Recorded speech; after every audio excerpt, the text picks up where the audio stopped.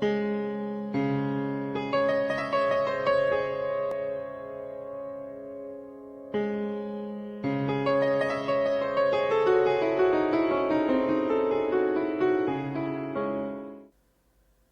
buenas tardes, de nuevo con vosotros. Soy José Antonio en Radio Buñol, un nuevo programa de Cuerpo, Mente, Mundo. Bueno, pues hoy os voy a hablar de algo que yo creo que también, como suelo decir y como suelo explicar un poquito, son cosas y conceptos que no se entienden muy bien, o todo el mundo sabemos que están ahí, pero nadie se mete a mirar el tema. Bueno, pues hoy os voy a hablar de la genética. Os voy a hablar, pues eso, desde la levadura, que es un hongo, levadura de cerveza, pasando por los seres vegetales, el mismo hombre, todas las formas vivas que se conocen, todas ellas están escritas con el mismo lenguaje. ¿Vale? Tenemos un código genético. Un código genético que, bueno, pues está ahí, está ahí. Y la ciencia ha logrado ya descifrarlo. Entonces, digamos de alguna manera que se puede resumir en los 13 secretos de la vida. Comienza una nueva era, ¿vale? El hombre ha aprendido a influir cada vez más en la naturaleza. Ahora la puede modificar de un modo bastante, yo creo que fundamental, ¿vale? Algunos dicen que para provecho de la humanidad. Otros dicen que para peligro de la naturaleza. Bien, la técnica genética ha ido produciendo nuevas posibilidades, que muchas veces son atrayentes, a la vez que un poco amenazadoras. Desde luego una cosa que yo opino y que está ahí es que son demasiado rápidas. Los propios expertos están sorprendidos de todos los descubrimientos y todos los avances que se están haciendo. La estructura del ADN se descubrió hace 50 años. El código genético hace más de 20. La sustancia hereditaria fue combinada en un tubo de ensayo hace 30 años o 20 años. También exactamente nació el primer niño probeta hace más o menos ese tiempo. Quien pretenda seguir esta rápida evolución en el campo de la genética está obligado a tener un pequeño conocimiento científico, a comprender su lenguaje más elemental.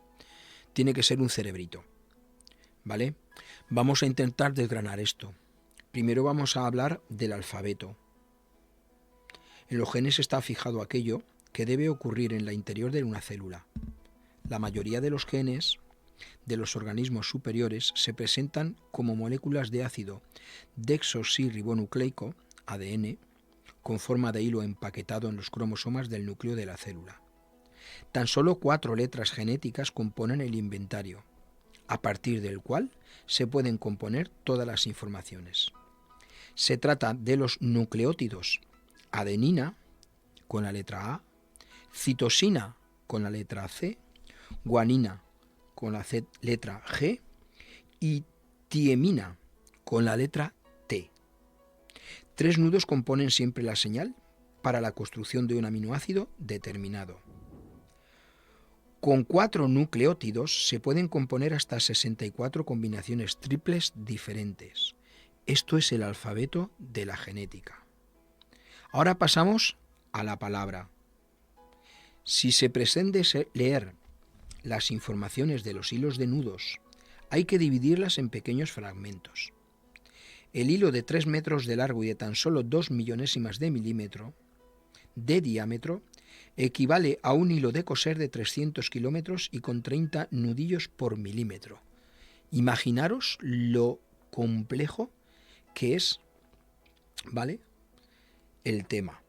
Las enzimas de restricción son como tijeras que reconocen y seccionan una determinada secuencia de nudillos. La primera enzima de restricción fue descubierta en la bacteria Haemophilus influenzae en 1970. Se desconoce todavía por qué poseen las bacterias tales enzimas. Hemos visto el alfabeto, ahora vemos la palabra y ahora vamos al mensaje. Una vez,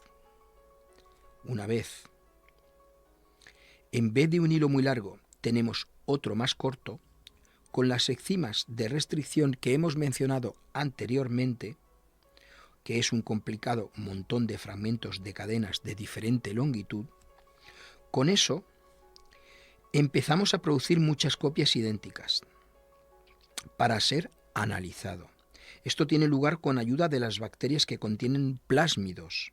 Estos son cadenas redondas de ADN compuestas de unos pocos miles de nucleótidos, por lo que pueden atravesar la pared celular, al contrario de lo que ocurre con las gigantescas cadenas de ADN en los cromosomas, que solo pueden ser transferidas en la división celular. Ahora tenemos el mensaje. Hemos cortado una parte de ese trozo tan grande que teníamos y bueno, tenemos un mensaje. Para descifrarlo, como veis, utilizamos bacterias, utilizamos técnicas, utilizamos historias que, bueno, pues poco a poco a lo largo de la historia se han ido conociendo. Ahora vamos al símil. Cada fragmento de cadena cuya información debe ser leída es insertado en un plásmido. Además, el anillo del plásmido es seleccionado con una enzima de restricción y el fragmento es insertado y enlazado de nuevo. Luego se devuelve el plásmido a la célula de la bacteria. Las bacterias se dividen cada 30 minutos y crecen como clones. De esta forma se puede clonar cada fragmento de ADN. Imaginaros la evolución y lo que os estoy contando. Es como si fuera una historia. Partimos de un alfabeto de 4 letritas, las vamos separando, las vamos tratando y llega un momento en el que las tratamos de tal manera que ya podemos manejarlas. ¿Vale? Y pasamos del símil a la sintaxis. Se trata aquí de un método para identificar la secuencia de los nucleótidos. Para ello, la cadena de ácido desoxirribonucleico ADN es seleccionada primeramente en fragmentos mediante diferentes enzimas de restricción, las cortamos en trocitos. El objetivo que se persigue así es la identificación plena y absoluta de cada fragmento, con la información detallada de cada uno de los animales, de las plantas, de lo que nosotros tengamos, ¿vale? Para poder ver. A continuación, recopilados todos estos fragmentos de distinta longitud, se preparan y se separan con la ayuda de un aparato denominado de electroforesis.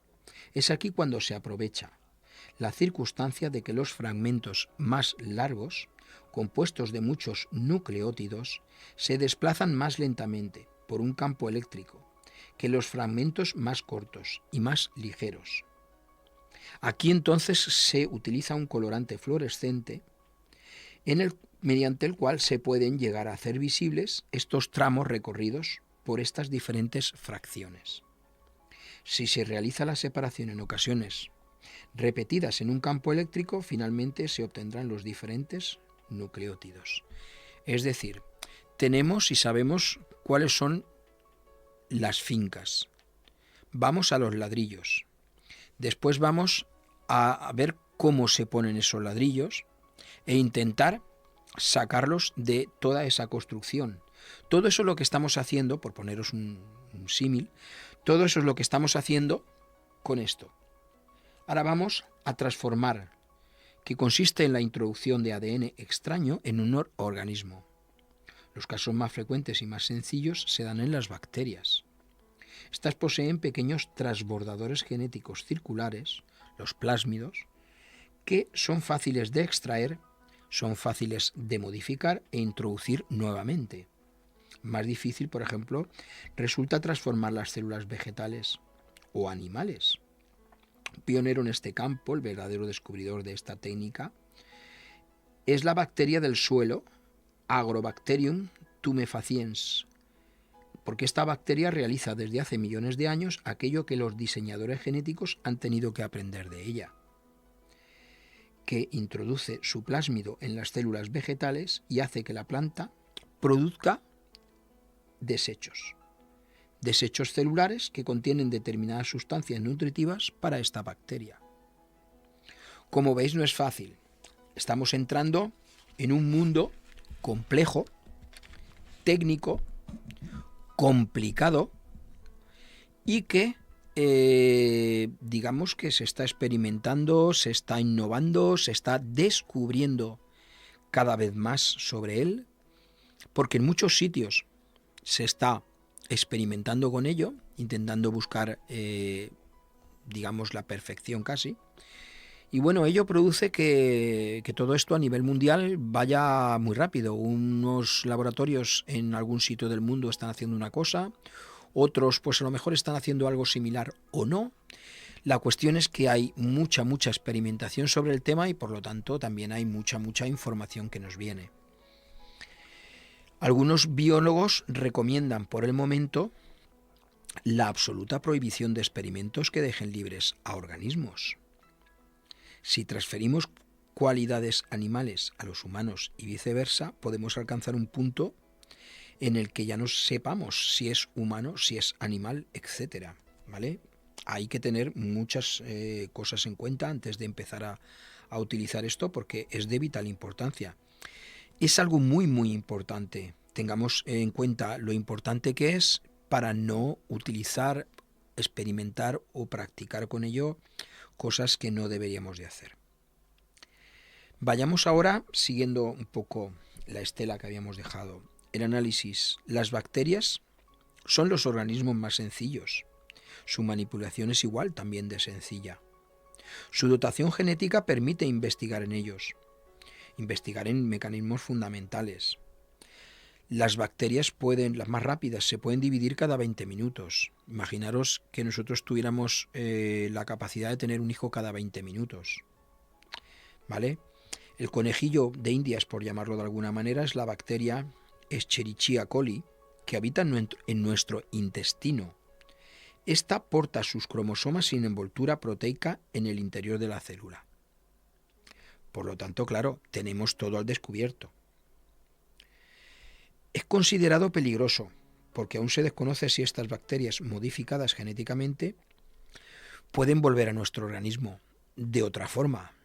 Pero bueno, se ha encontrado que a través de estas bacterias, al tener el protosoma más, el cromosoma más a la mano, por llamarlo de alguna manera, pues es idónea para experimentar con ella. Luego tenemos la síntesis. Cuando ya tenemos todo hecho, entonces vamos ya a sintetizar. Se llaman transgénicos, todos esos seres vivos compuestos de células de dos clases diferentes. Es decir, hemos cogido ya los ladrillos, los hemos separado y ahora vamos a volver a construir con esos ladrillos. Más o menos siguiendo un poco el símil de la finca. ¿Vale? ¿Os acordáis, por ejemplo, de aquel resultado obtenido a partir de las células de una oveja y una cabra? La oveja cabra tan famosa que hubo. Bueno, pues no necesita fantasía alguna, simplemente es coger cromosomas de una célula y cromosomas de otra, ir mezclando y hacer una célula, digamos, nueva. Lo más antiguo son la producción de cerveza, de vino, ¿vale? Con anterioridad que surgiera la moderna tecnología genética ya se había desarrollado la hibridación celular somática. El nuevo núcleo celular que contiene cromosomas de las células anteriores ya es una célula distinta.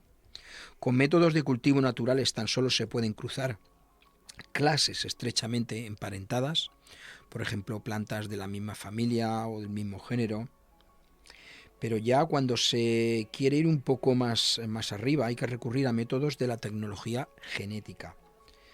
En la naturaleza los seres creados mediante la técnica genética no tendrían posibilidad alguna de sobrevivir, ya que las proporciones del cuerpo de, por ejemplo, oveja-cabra están todavía desequilibradas. Pero hoy existen seres vivos con genes humanos, los llamados ratones, ratas, cerdos, que portan todos un gen humano adicional de crecimiento y alcanzan de esta manera mayor tamaño. Los embriones humanos hasta ahora eran tabú, pero algún gobierno europeo está ya dando la opción de experimentar con ellos. ¿Vale? La biotecnología incluye todos los procesos biológicos que utilizan todos los rendimientos del metabolismo de los organismos. Gracias a las nuevas posibilidades de la técnica genética, la biotecnología cobra un interés especial, ya que ahora las bacterias pueden ser hechas a medida. Los genes introducidos artificialmente en los plásmidos obligan a las bacterias a producir sustancias para las que ellas mismas no tienen aplicación alguna. ¿Vale? La Escherichia coli, esta bacteria produce insulina humana, además de una hormona de crecimiento, de la que ya se benefician muchos niños. Un factor de coagulación de la sangre, interferón, para reforzar el sistema inmunológico, y antibióticos y otras muchas sustancias medicinales. Porque esta bacteria, cuando nosotros la manipulamos, nos permite extraer todo esto. Existen unas directrices para la modificación genética de organismos. Pero bueno, no se sabe hasta qué punto se cumplen estas directrices.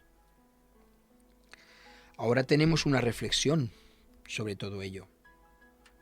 Se introducen 2 genes extraños en un virus, de manera que su envoltura protectora reaccione con extrema sensibilidad a la luz ultravioleta. Podemos rociar bacterias anticongelantes en el campo. ¿El virus se destruiría a la primera radiación solar? Sí, pero ¿y si no es así? Por la noche sería un arma y por la mañana, cuando aparece el sol, desaparecería. En esto, el lenguaje científico lo conoce como un gen suicida. Debido a este tipo de posibilidades, la técnica genética ha ido cobrando interés en el ámbito militar. Ahí es donde viene el problema. La alegoría sería que nadie sabe aún cómo se comportan organismos artificiales en un ecosistema natural. En el caso de las bacterias artificiales que deben descomponerse con rapidez, las llamadas, como antes he mencionado, gen suicida, bueno, pues se utilizan sobre todo para descomponer con rapidez las aguas residuales en las plantas depuradoras, se utilizan para neutralizar sustancias nocivas hasta entonces no degradables. Bien, pero existe el riesgo de que éstas lleguen de algún modo a las no residuales. Si los organismos requieren oxígeno para su reacción, se produce un elevado consumo de oxígeno en el mar. Ese oxígeno es robado a otros organismos, ya que no es sustituido rápidamente por el aire.